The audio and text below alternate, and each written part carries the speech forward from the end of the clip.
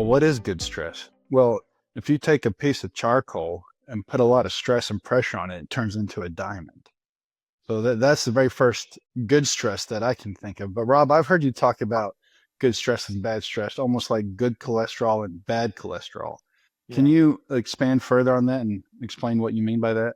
There's always stress. We're going to be dealing with stress, and particularly as the leader of the organization. So I think identifying, well, what kind of stress are you in? And the way to identify that, the good stress, is it's bringing you maybe more focus, more intentionality. It's helping you define the problem, inspiring you because it's challenging.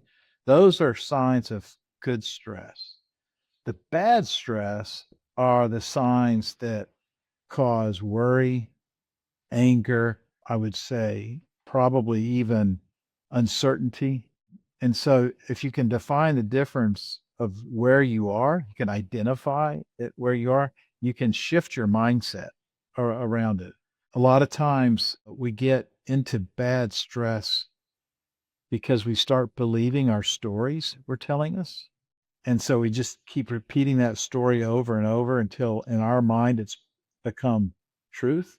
And then the other thing that happens to us with bad stress is the worry of things that are completely out of our control. A hack that I coach CEOs with is to ask yourself, is what I'm telling myself true? Is it really true? Where are the facts? Where's the data that what I'm saying is true? A lot of times you can't find it. So then you can shift your thinking about, well, what is true?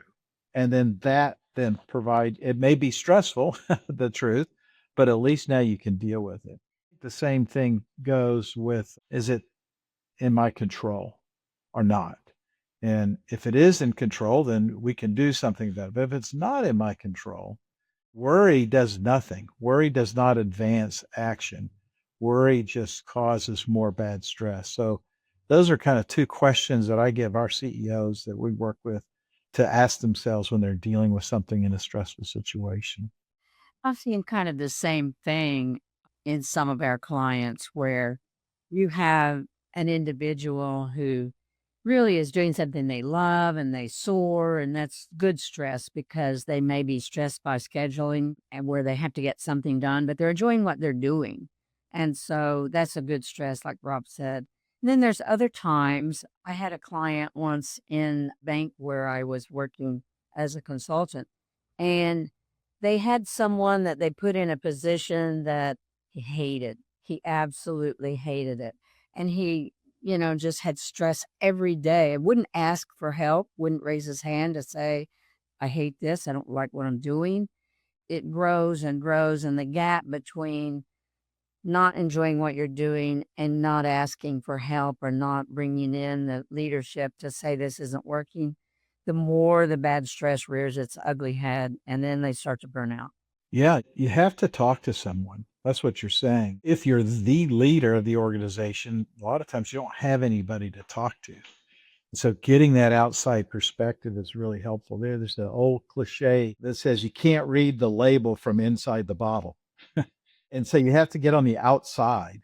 And I think getting some of that perspective from the outside really does help. A lot of times, it's not that our clients need any advice, they just need some clarity. They just need some reframing. I think that helps shift from the bad stress to the good stress. Yep. And I think just again, giving yourself permission to sit down, prioritize. You can't solve and fix all the things for all the people. Thinking about what are your big goals for the organization? What's your vision? What's your mission?